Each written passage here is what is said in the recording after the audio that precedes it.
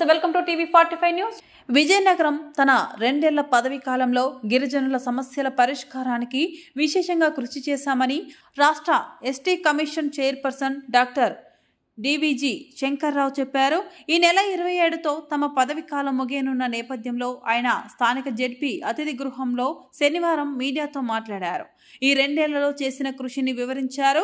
రాష్ట్ర వ్యాప్తంగా విస్తృతంగా పర్యటించామని, గిరిశిఖర గ్రామాలకు సైతం వెళ్లి గిరిజనులు ఎదుర్కొంటున్న సమస్యలను తెలుసుకున్నామని చైర్మన్ అన్నారు. సమస్యలను పరిష్కరించడమే కాకుండా గిరిజనుల హక్కులను కాపాడడానికి ప్రయత్నించామని తెలిపారు. 2 ఏళ్లకు ఏటా క్రమం తప్పకుండా రాష్ట్ర గవర్నర్కు వార్షిక నివేదికలను అందజేశామని తెలిపారు.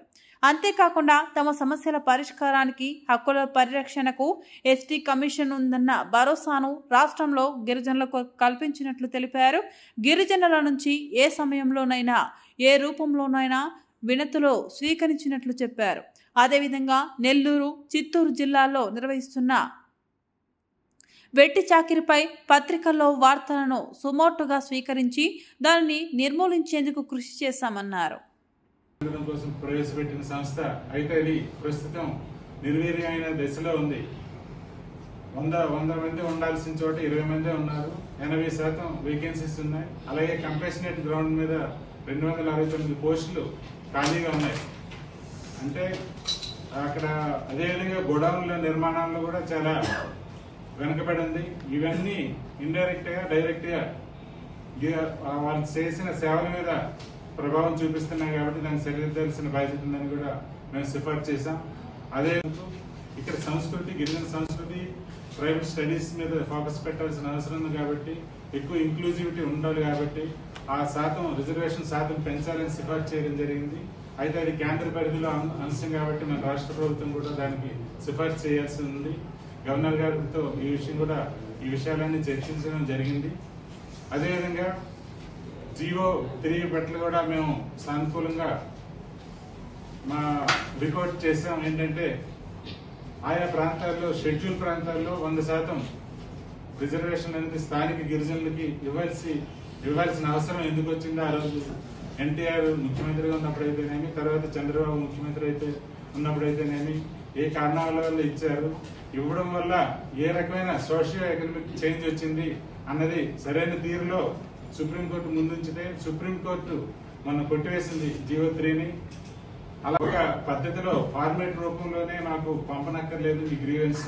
మా వాట్సాప్ నెంబర్ని పంపినా చాలు, ఏ సమయంలో పంపినా చాలు, మేము వాటికి స్పందిస్తామని చెప్పాం.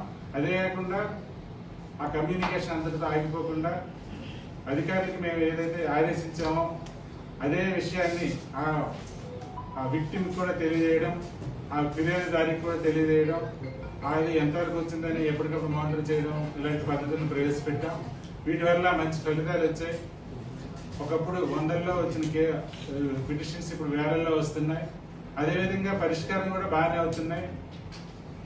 చాలా మటుకు యంత్రాంగం జిల్లా స్థాయిలో, రాష్ట్ర స్థాయిలో మంచి రెస్పాన్స్ చూపించి వీలైనంత పరిష్కారం చేస్తున్నాయి.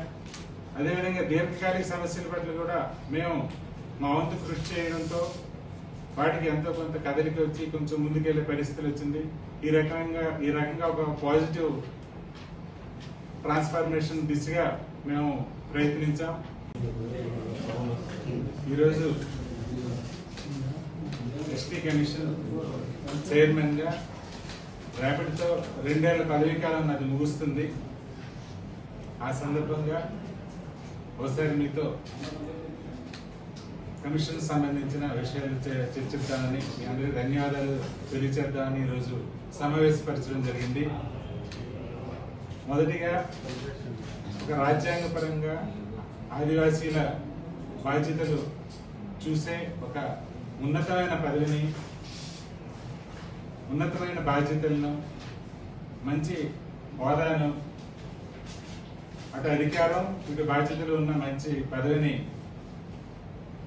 దానికి నేను న్యాయం చేకూర్చగలనని నమ్మి నన్ను నియమించిన నాటి ముఖ్యమంత్రి శ్రీ జగన్మోహన్ రెడ్డి గారికి నా మనస్ఫూర్తిగా ధన్యవాదాలు తెలియజేస్తున్నాను. 2 సార్లు గవర్నర్ గారికి కూడా నివేదిక అందజేయడం జరిగింది. 2 సంవత్సరాలు 2 వార్షిక నివేదికలు.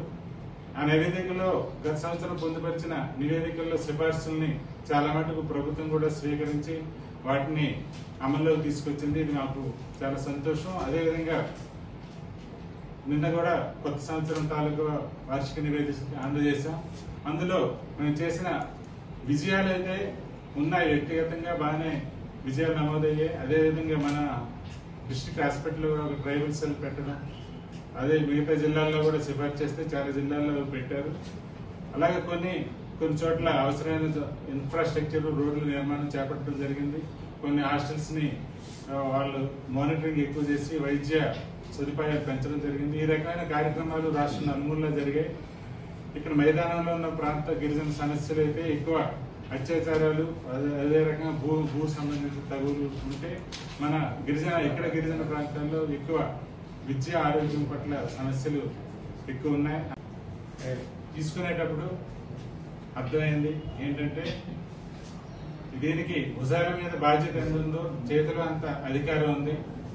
ఈ అధికారాన్ని ఉపయోగించి ఆదివాసీల్ని హక్కుల్ని కాపాడాలి. అదేవిధంగా వారి సంక్షేమానికి బాధ్యత వహిస్తూ పూర్తి స్థాయిలో విధానాల రూపకల్పనలో అయితేనేమి, వాళ్ళ సమస్యల పరిష్కారంలో అయితేనేమి నా వంతు కృషి చేయాలని ఈ బాధ్యతని పవిత్ర బాధ్యతగా గుర్తించాను. ఆ రోజు నుండి ఈ రోజు వరకు ఒకే టార్గెట్ గా పనిచేశాం. ఏంటంటే ఎస్టీ కమిషన్ అన్న ఒక ప్లాట్ఫామ్ ఆదివాసీల కోసం ఉంది కాబట్టి ప్రతి ఆదివాసీకి ఇది పరిచయం కావాలి. వాళ్ళకి భరోసా ఇచ్చేలాగా ఒక చేరువు కావాలి. అదే సమయంలో వాళ్ళు ఏదైనా గ్రీవెన్స్ చెప్పుకోవాల్సి వస్తే కాంప్లికేటెడ్ ప్రొసీజర్స్ కాకుండా సింపుల్ గా చెప్పగలగాలి, సింపుల్ గా అందుబాటులోకి రాగలగాలి.